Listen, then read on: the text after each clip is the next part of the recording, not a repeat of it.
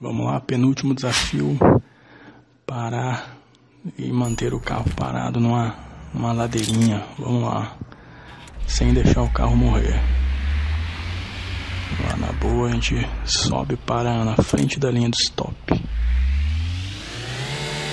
Continua dando pressão no motor. Freio de mão, freio de estacionamento puxado. Aí você solta o freio de mão e vai embora. E para antes do stop.